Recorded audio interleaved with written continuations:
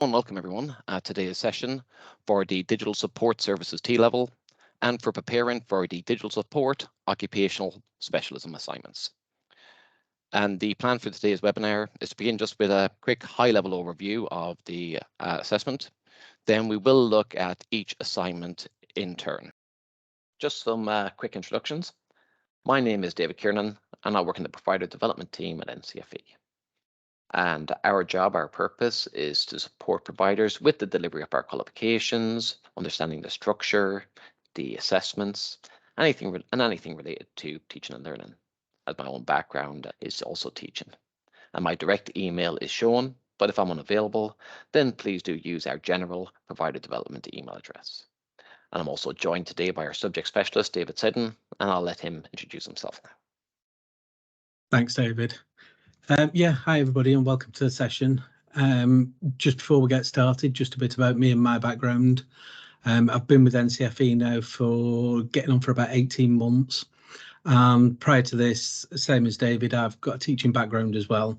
I worked in further education college for around about the last 20 to 25 years.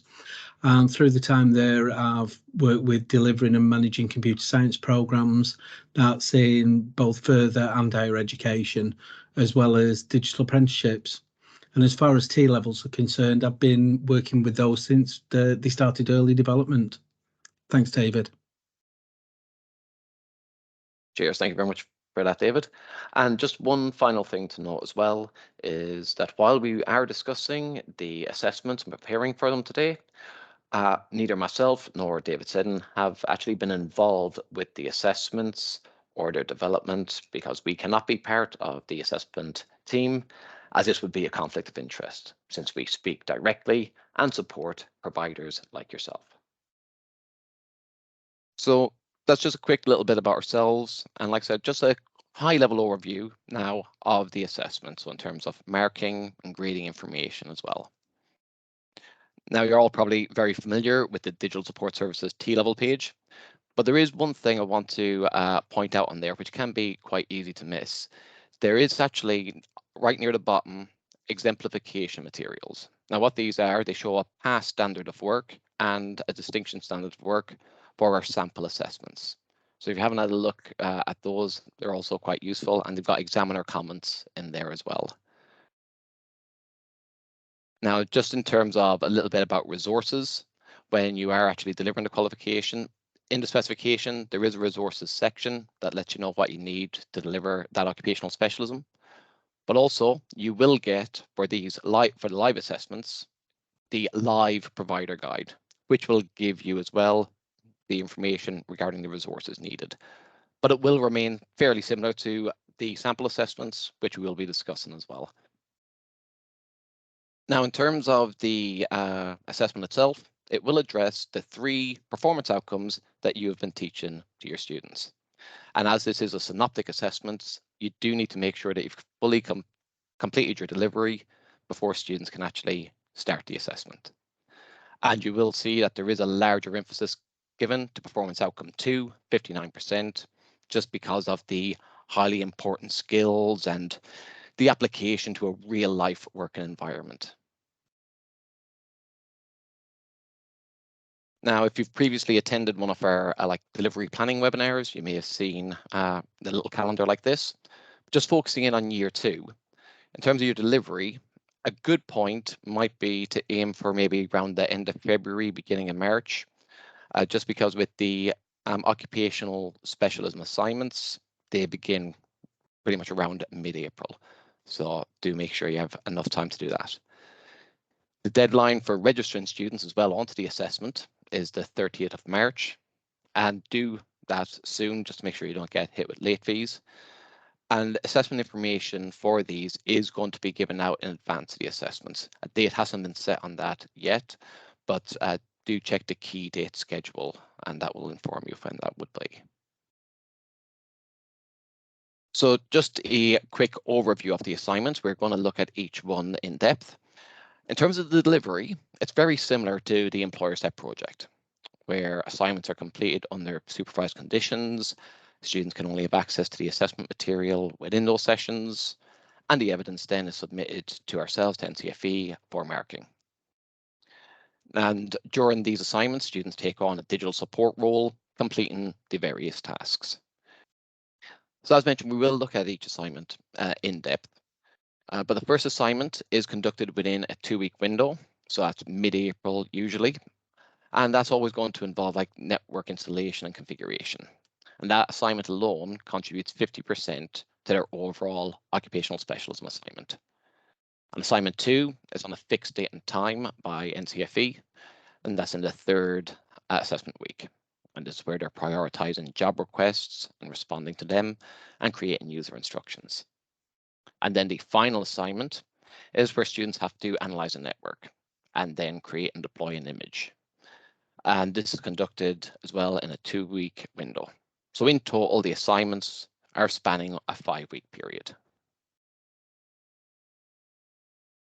Now, in terms of the intended weighting of each assignment, just looking at this table, you can probably spot a little problem here, that the intended weighting we had for the assignments doesn't actually correlate to the number of marks available. And sometimes it's not always practical to actually increase the number of marks for an assignment. Otherwise, it might become overly prescriptive and not as valid or reliable assignment. So instead, something called a scaling factor is used. So this is just a number that's multiplied by the raw mark in order to make the overall marks available equal to the weighting. So just showing you here with this example, these are the scaling factors for the different assignments. And what happens is whatever the raw mark is, it's multiplied by that number to create a scaled mark. And now when we look at it, the marks actually correlate with the assessment weighting. Now it's probably easier to look at this in use. So all the occupational specialisms are graded pass, merit and distinction.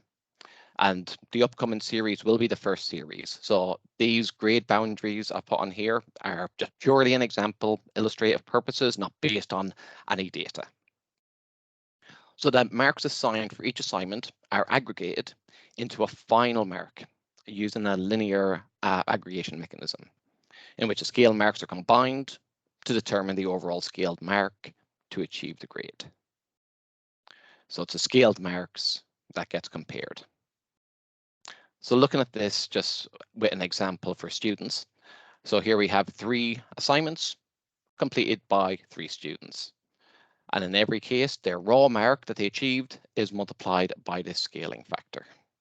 That number is kept at 3 decimal places and then added together for each assignment before being rounded to give their final scaled mark. And it's that scaled mark that's compared to the grade boundaries. In terms of their final overall grade then, it's a combination of their core and occupational specialism. So let's say if a student got a B in their core and a merit in their occupational specialism, then it's a merit overall. And resits are possible for the occupational specialisms, and they are unlimited, but they only have 2 years after completing the T-level to do any resits. And it is the best grade as well, that counts. And just in terms of appeals and so on, if anything comes up, when you get the results, do make sure you access our post-results services, because some of them do have timelines involved with them as well to act. So do make sure that you're aware of that. So the first assignment will always require students to plan for a network installation and then install and configure a small network. Now, the first assignment is delivered within a 2-week window, and the sessions are wider scheduled, so scheduled by yourselves. So multiple sessions can be planned to ensure that you have enough time to schedule all students into that window.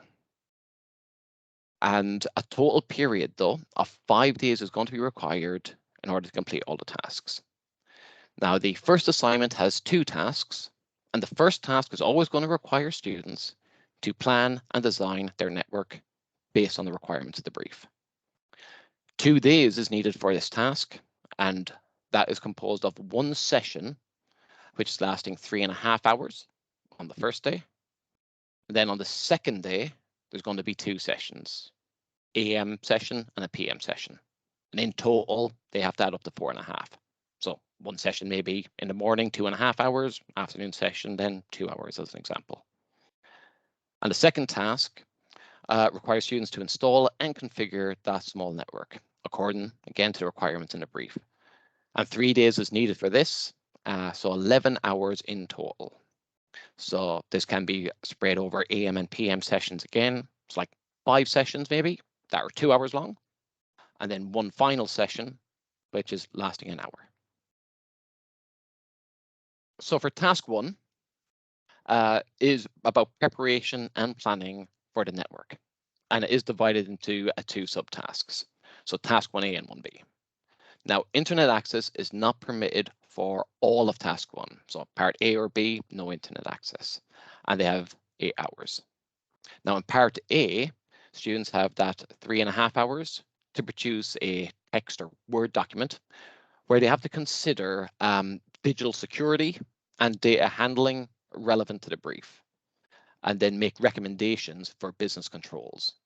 So for example, physical and administrative controls, those subcategories, preventative, detective, corrective, data handling and security, and making sure referencing that relevant legislation and standards, so GDPR, the Data Protection Act, and those principles regarding like purpose limitation, storage limitation, data minimization, and so on. Then in part B of the task, students have 4.5 hours to plan the network installation and complete the planning documents, which are supplied by NCFE. So students will again produce or add to this their Word document, and that will have their network design plan. And that should show where they've considered different aspects, such as the network requirements, the timescales needed, resources, configurations, including like the IP and scoping, health and safety as well. Health and safety risk assessment been conducted. And again, there's the NCFE provided workbook with a template for students to complete. An inventory log also completed. Again, this is NCFE provided that log, that document for students to fill in. And then finally, a security risk assessment is completed. And this again, provided by NCFE on that workbook, and should adhere to the ISO 27001 principles and mitigation suggested as well. Now, in terms of what the examiners are going to be looking at, I've just tried to break down the mark scheme here into the key elements for you. So for part A, regarding the preparations, so students should make recommendations on the control techniques to adopt, the handling of data and the security of data correctly, and referencing those relevant legislation and standards. Then in part B, for the network planning, they're going to be marked on the quality of their health and safety risk assessment. Their network planning has got timescales. The inventory and network design is including that IP addressing and scoping. And then finally on the risk assessment, those mitigations being suggested there too. Now, as task 2 is regarding the installation and configuration of a small network, that is what students will have to be able to do. Actually, the one that they were thinking about and the recommendations are actually going to be installing and configuring that small network. And that can be delivered either physically or virtually. So it's whichever works best for you. Or it could be a mix. You might have some students who, with resourcing, that are doing it virtually, and maybe you have to have some doing it physically, but those options are available.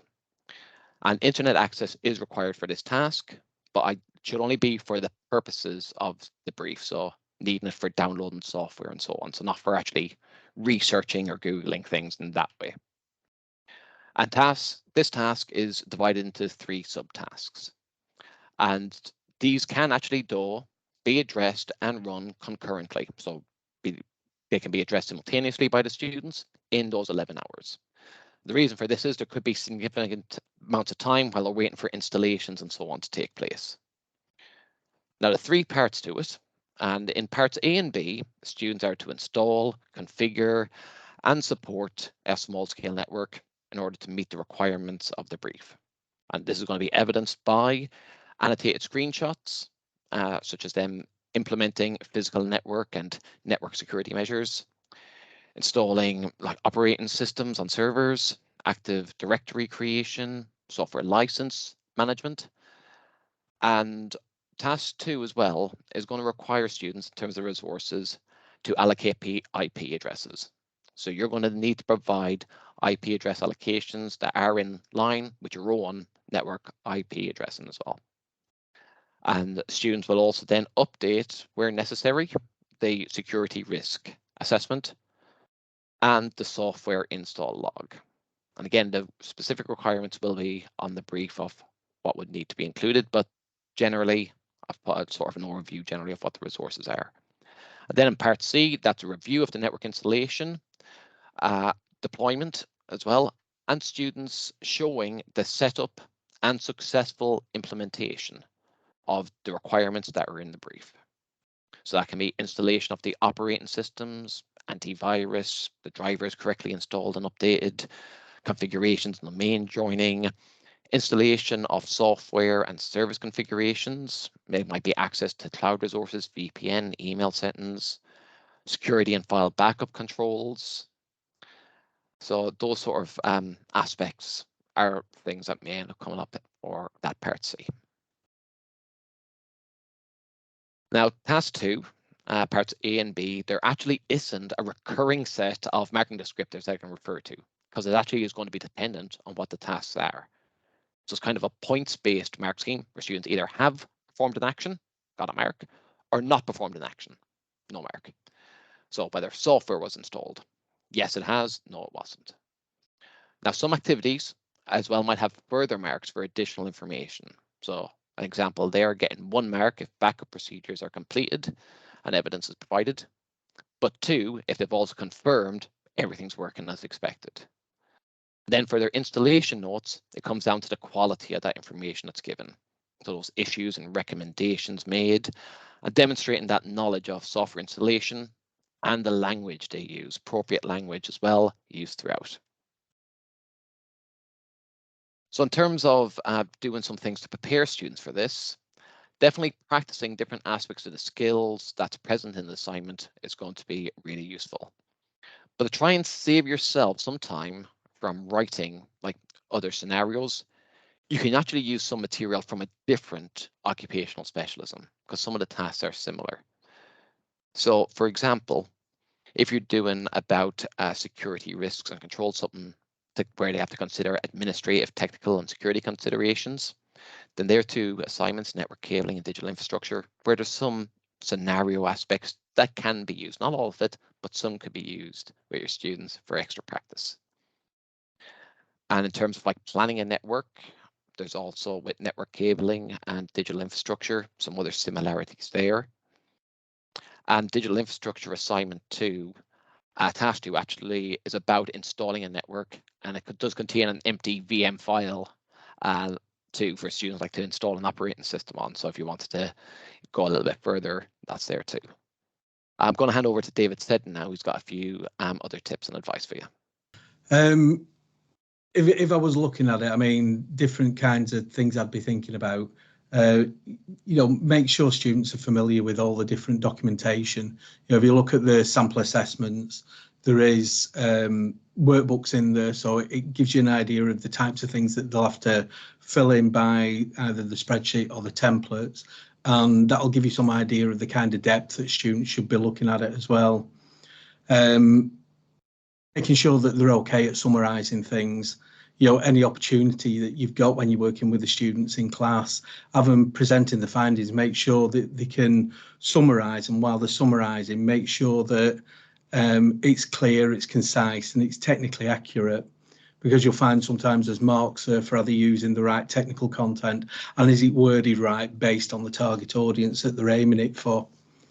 And in relation to your network planning and things like that, making sure students are used to what kind of timescales it would take if they was putting things together, looking at design documents and are they used to design documents, but can they calculate the timescales? Can they do IP addressing?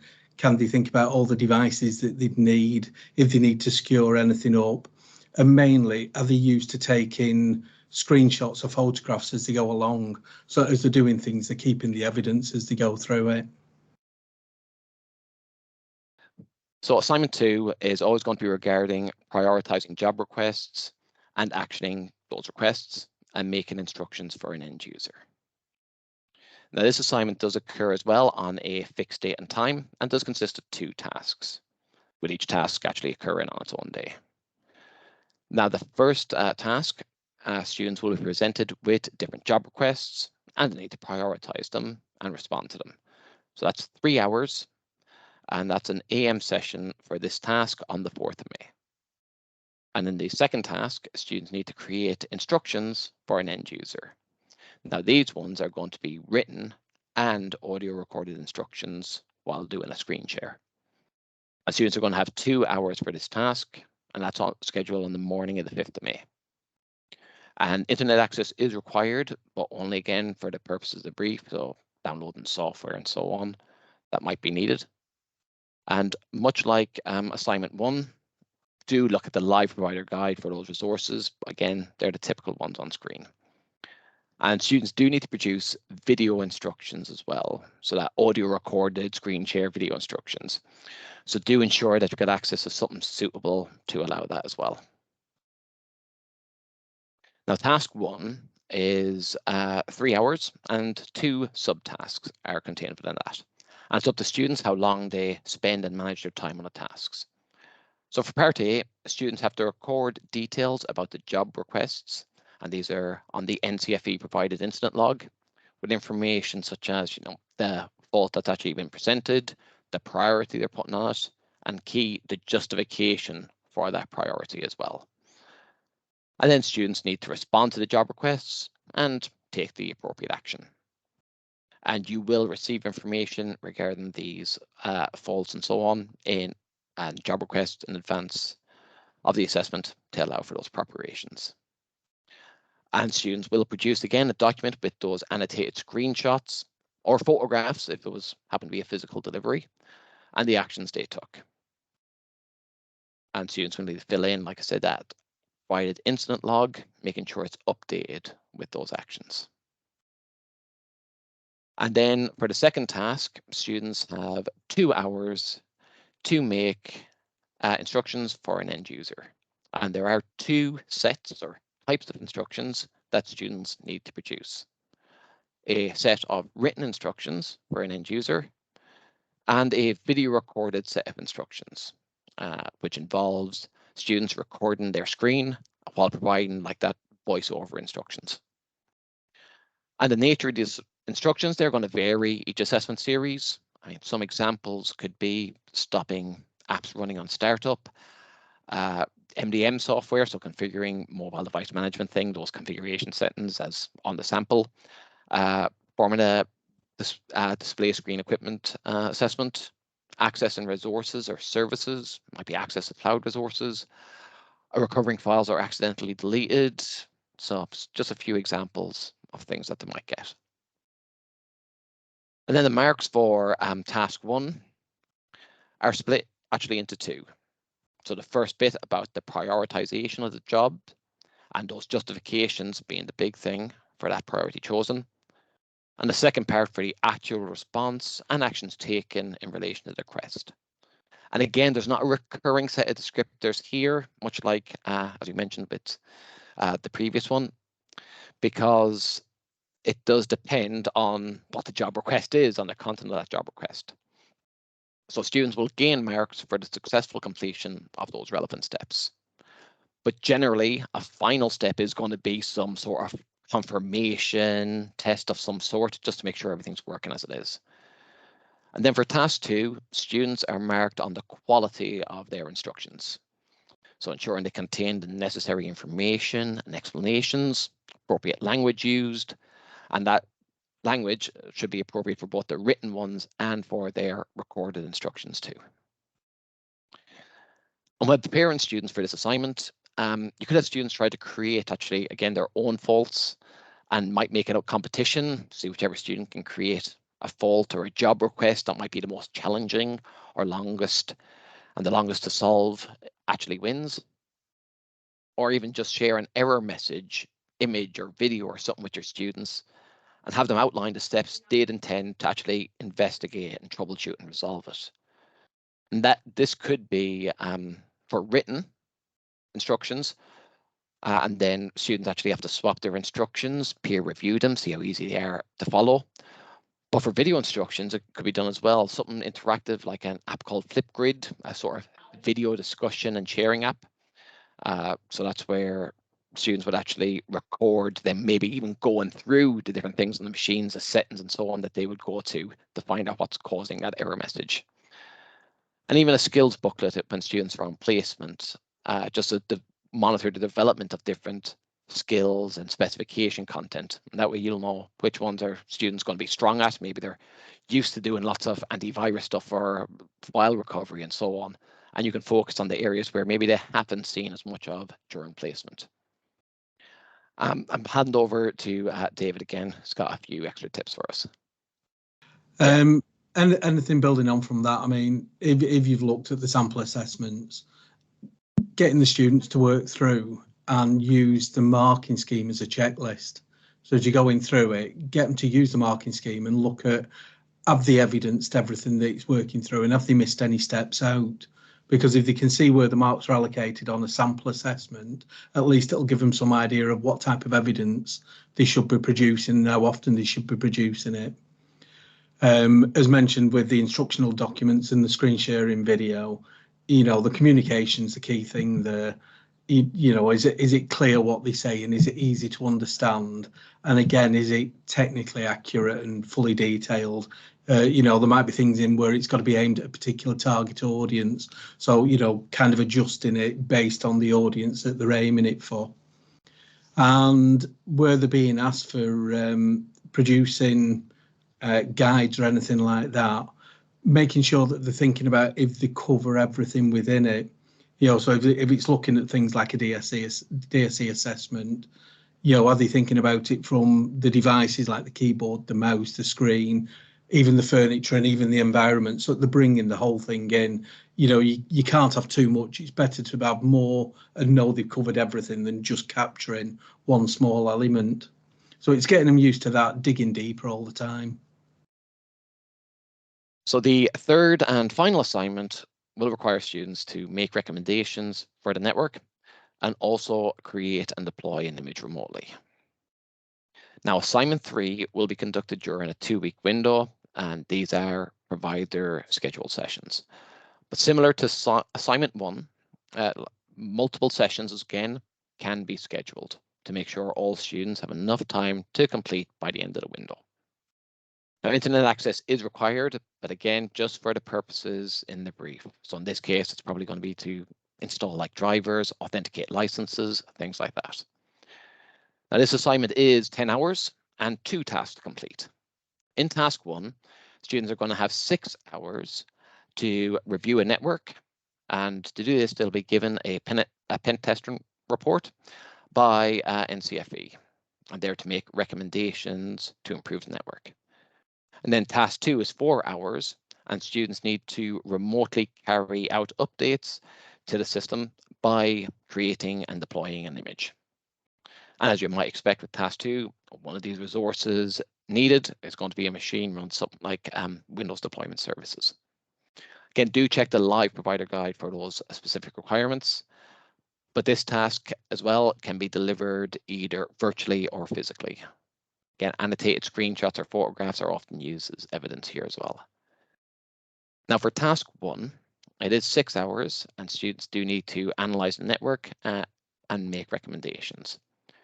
So in terms of the documentation supplied by NCFE for this analysis and recommendations, they will be given a penetration testing report, and that will vary each series, and other things like equipment listings and a network diagram. And students need to create a document of planned improvements and even screenshots as well as necessary. So they might be grabbing information or screenshotting information from the pen testing report. And there is also that another an NCFE workbook for students to complete too.